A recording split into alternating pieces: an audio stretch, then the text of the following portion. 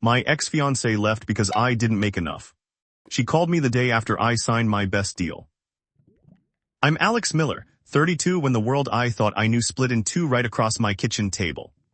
If you'd asked me at 22 where I saw myself, a steady job, a small condo in Chicago, a fiancé who laughed at my stupid jokes, I would have pointed at that table and meant it. I'd interned at a mid-sized ad tech startup, taught myself SQL at midnight, and hustled weekends building websites for local businesses.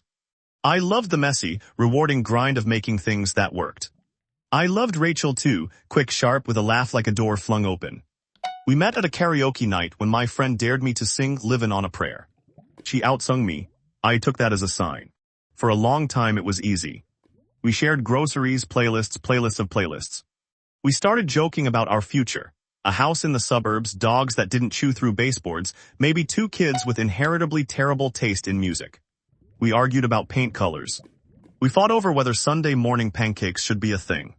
All the nitty-gritty small stuff that, in the movies, is supposed to mean romance. Then quietly the arguments changed tone. The first time she said it, the line that lodged like a splinter, it came wrapped in something else. Worry, practicality, and edge I hadn't noticed. Alex, she said one night, folding her hands in my tiny kitchen, I don't want to be with someone who can't provide. I don't mean be rich. I mean be stable. I want to plan. I want a life that doesn't. She searched for the word teeter, finishing with teeter on bills and dreams. I remember the way the yellow lamp haloed her hair. She was not pleading exactly. She was stating a fact about the kind of life she wanted. There was a gentleness that made it worse. I laughed first, an instinctive laugh to soften whatever this was. I'm working on it, I said. Startups are volatile, but the upside's real. She touched my forearm and I felt foolishly hopeful. I know, she said. But when my sister's kids need braces, or when someone's out there offering a mortgage rate that won't destroy us, I want to be the partner who already has it figured out. It sounds reasonable in a text. In the quiet between us, it sounded like an ultimatum. I told myself she meant security, not money. She told herself she deserved more than stress. We both were telling ourselves stories that made us right. Over the next year, we both tightened and pulled. I took a night job to supplement my freelance gigs. I said yes to contract work that kept me up past midnight but bought groceries. Rachel took on more at the firm where she was a mid-level account manager, accepting client dinners, networking events that ended at 10 p.m., and complicated travel schedules. At first, we were 2 people leaning into the future together. Later, we were 2 people measuring each other by the future's receipts. There were red flags, the subtle, sharp ones. She began tracking my bank balance the way people track stepping stones across a river. She'd ask, casually at first, about what the pipeline looked like, as if my career were a commodity in which she'd invested.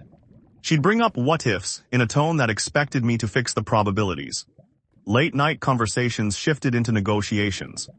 I bought her a ring 2 months after we talked about engagement. She thanked me and then asked whether my step-up at work was tied to new clients I'd promised. Even the ring had to meet a cost-benefit analysis.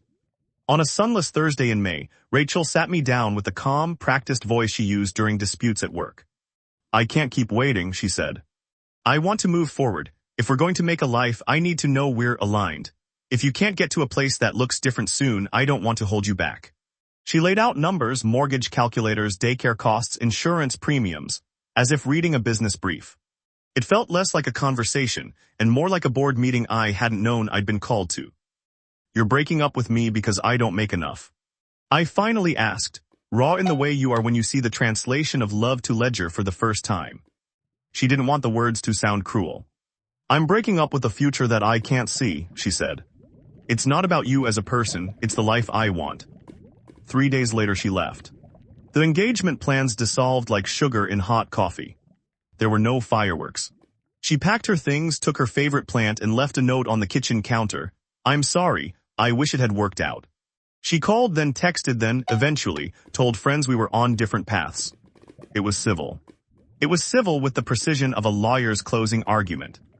I had always thought heartbreak would hit like a train. This one felt like being unloaded slowly. I didn't sleep. I coded at odd hours and stared at emails I had to send the next morning, watching the glow of my laptop feel simultaneously like a sanctuary and a courtroom. Friends told me to get out, to meet people, to date, as if repair is a function that runs on prescribed settings. The truth was ugly. I felt dismantled and inadequate. But grief is also a strange engine. After the numbness, a steady, quiet thing started: resolve. If someone had judged my worth by bank statements, then I would give them something to measure against. Not for her. For me. For the kid who learned to code on library computers because nobody bought him a private school tutor. For the times I'd accepted no as a polite substitute for not yet. I started with a plan. Not a fantasy, but a concrete, brutal list of the things I could control. Ship product, work faster, ship better. Stop overcommitting to projects that paid peanuts. Focus on high-impact enterprise contracts where the margins were clean. Network like my future depended on it, because now it did. I tightened my freelance operations. I overhauled my portfolio website and added case studies showing measurable results. I cold-emailed decision-makers, then followed up with useful analytics and small audits that highlighted opportunities. I ran free workshops for small business owners who later turned into steady monthly clients. I worked until my eyes burned. Twice a week I jogged at 5 a.m., partly to clear my head and partly because I had to prove I had the endurance for the long haul. My corner of luck came in the form of a referral. There's always a referral. A former client, a boutique retail chain in the Midwest, needed help migrating customer data into a new commerce platform. They weren't a huge deal, but the project connected me through them to a regional director at a national home goods company, Bellamont Home and Living. Bellamont had a messy tech stack and a brand push. They had money and month-end pressure and executives who liked results, not promises. I did what I always did. I audited, I mapped, I built a realistic timeline with deliverables that looked crisp on a spreadsheet, and then I promised only what I could deliver, not what would make a good story. In October, after presentations, prototypes, 2 sleepless nights orchestrating an integration that refused to behave, and a demo where the CEO actually leaned forward and asked tough questions, Bellamont's CFO called me. "Alex," she said, "we're ready to commit." The first number she offered in preliminary conversation made my chest tighten. $850,000 for a 2-year implementation. Infrastructure, custom integrations, analytics, the full stack with a modest managed service retainer. For a freelancer turned small agency like me, this was life-changing. Then she added a clause that made it real. A performance milestone that would bump total compensation to $1.20 million if we hit certain KPIs in the first year. I called my mother first. My voice shook. "Mom," I said, trying to keep it level. "They might sign." She let out a small, delighted sound I had almost forgotten I could hear. The next days were a flurry. Contract structure, a short sprint hiring a junior dev, securing legal counsel. I insisted on a proper contract. I'd seen too many friends get burned, and building a timeline. I cleaned my apartment until it felt like the professional life I imagined, just to be ready. I told a few close friends quietly. Not Rachel. Not yet. 2 weeks later the deal was inked. The funds themselves wouldn't land in my bank that day, but a contract signed by hand, notarized and scanned, sat in my inbox, a legal promise of change. I remember standing in my kitchen looking at that PDF, the signature block like a small window opening. And then 2 days later my phone rang. It was Rachel. I stared at her name for a beat like a bruise.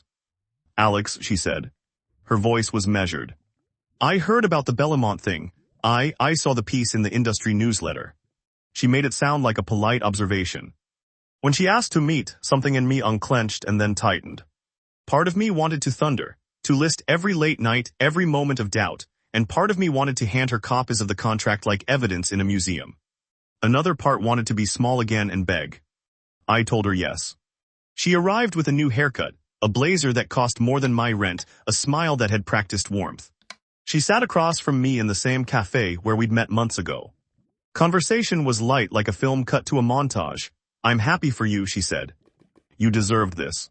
She asked about logistics, profits, how much time I'd need. She asked whether the new gig meant I could finally move to a safer neighborhood. There it was, interest folded into the grammar of proximity. A sting of contempt rose up with memories of nights she told me gently that my career was fuzzy, and that she was looking for someone with clearer foundations. Now the foundations were visible and she had a clipboard. She reached across and touched my hand, the old gesture. It should have been tender. It felt like assessment. She paused. "I've been thinking about us," she said. "Now that you're in this place, maybe we could try again, maybe we rushed, maybe I was premature." I looked at the contract on my laptop, minimized but still pulsing like something I had built. I thought of the kitchen table where she'd said, "I want to be the partner who already has it figured out," back when her words had read like a threat. There are 100 dramatic ways to respond in those moments. To stand, to storm out, to reveal all the little truths that would wound. For a second I let myself imagine every revenge scene, turning the signed contract into confetti, burning a list of grievances, making a cinematic exit with a soaring soundtrack. Instead, I did something more surgical and to me more honest. I invited her to talk, not to plead. "I'm glad you called," I said slowly. "That deal is signed, yes, it's a big step, but it's not proof of anything between us. You left because I didn't meet the life you wanted. Right now you're asking me to be the person you wanted me to be then. That's reasonable, but it's also a lot to ask after you walked away." She blinked. "Alex, I didn't. You asked me to be a certain version of myself," I continued. "I'm not that version yet, I'm something else now, someone who learned what matters by being stripped of it. I don't want you back because you called the day after I signed a contract. I want a partner who stuck around when there were no contracts to sign." Her mouth tightened. "Is this about pride?" "A little," I admitted. "And a lot about not being the consolation prize." She leaned back. "I didn't mean to be a prize, I needed security." "You weren't clear about that when it mattered," I said. "You asked for a decision and left me with a cliff. You didn't wait for me to climb." My voice wasn't loud, but it carried weight. It had the authority of someone who'd paid attention to the ledger and the heart and learned there are different currencies of value. She started to speak, but I raised my hand. "Rachel, let me finish." I told her about the months of work after she left. The late nights, the workshops, the referrals, the nights I glimpsed other people with more polished lives and decided, with all the stubbornness in me, that I didn't need their permission to succeed. I told her about the ways success had felt less like victory than a slow reclamation. When I finished, she was quiet in a way that was not apology, not even surprise. It was the quiet of someone listening to a person become someone else. "What do you want?" she asked finally. For a heartbeat I thought of saying I wanted her back, proof that hurt had been useful. But I had stopped wanting to arrange my life for other people. I wanted someone who chose me in messy times, not tidy ones. "I want someone who never doubts whether we're a team," I said. "If that's you, show up now. Show up when it's messy, when it's unclear, when the bank statements are low and the coffee is room temperature. Show up when you don't know the ending, not just when you see a headline in an industry newsletter." She stared at me the way people do when the math suddenly has fewer variables and more truth. "So this is goodbye," she whispered. "I can't say that I'm refusing the possibility of anything," I said. "All I can say is I won't be the person who proves himself again just to score acceptance." I slid my phone across the table. "If you want to talk to me, call me.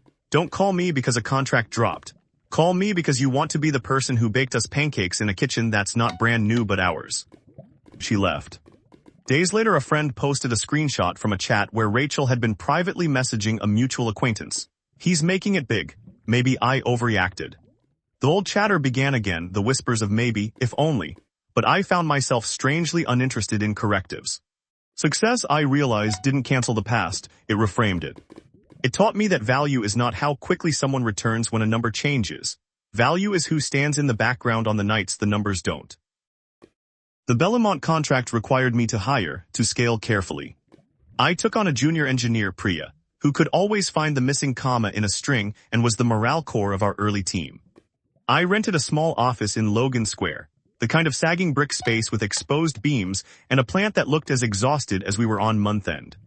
We worked long days, the cheerful type of exhaustion that comes from doing something hard and right. There were bumps. Bellamont had expectations, monthly reports, audited analytics, compliance checks. We hit a critical milestone 6 months in, and the $1.20 million clause kicked in. The check changed my life in ways that felt practical. I paid off debts, set up an emergency fund, funded my retirement plans. But more meaningful were the choices it allowed. I started a small scholarship fund at my old community college, offering tuition help for students who wanted to learn coding but lacked resources.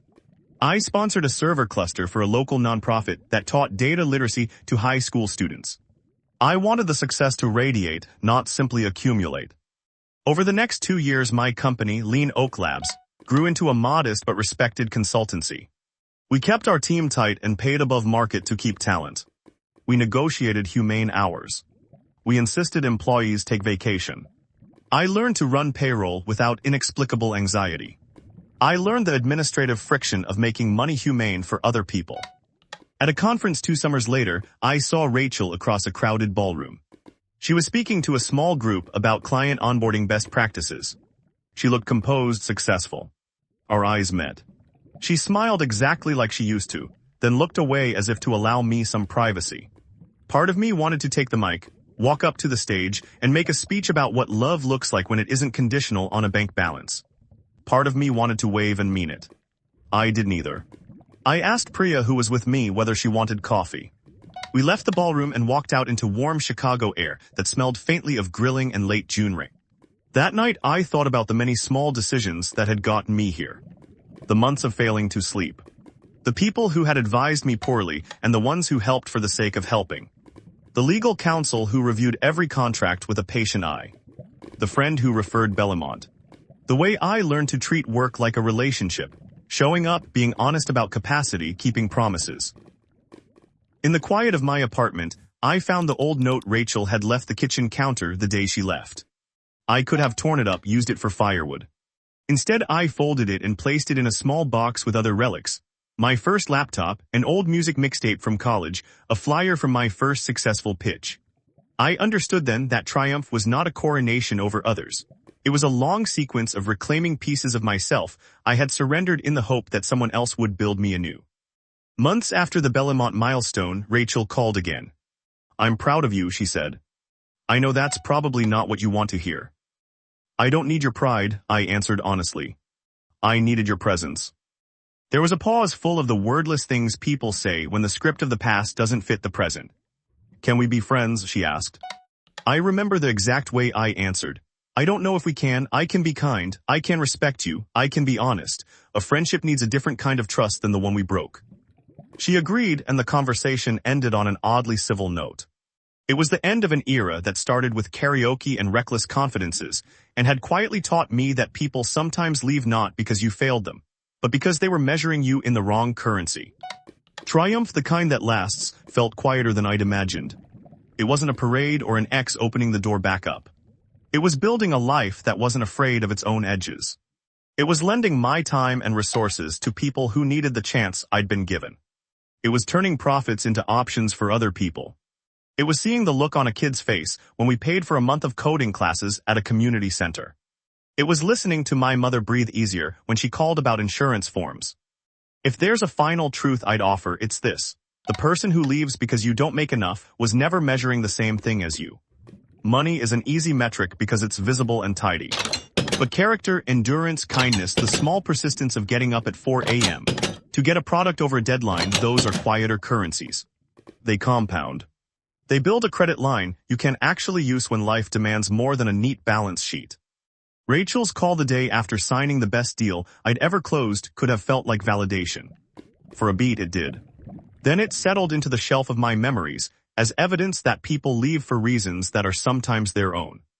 I didn't need to prove anything to her. I needed to prove it to myself. I signed the Bellamont final milestone a year later and mailed myself 2 things. The original copy of the contract framed, and the note Rachel left, folded and contained not as a weapon but as a record. I mounted neither on the same wall. I paid it forward instead.